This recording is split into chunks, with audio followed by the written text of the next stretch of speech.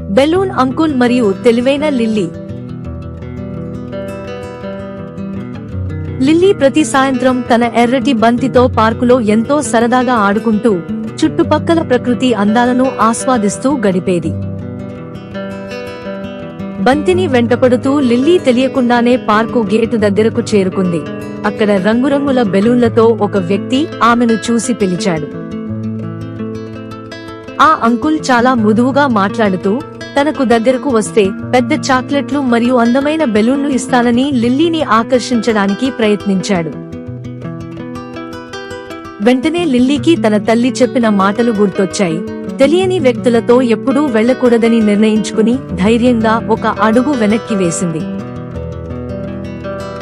ఆ అంకుల్ మళ్లీ బొమ్మలు ఇస్తానని పిలిచినా లిల్లీ ఏమాత్రం భయపడకుండా వేగంగా పరుగెత్తి తన తల్లి దగ్గరకు వెళ్లి జరిగిన విషయాన్ని వివరించింది. మరుసటి రోజు స్కూల్లో లిల్లీ తన స్నేహితులందరికీ ఈ అనుభవాన్ని చెప్పింది. తెలియని వ్యక్తులతో జాగ్రత్తగా ఉండాలని అందరూ కలిసి నిర్ణయించుకున్నారు.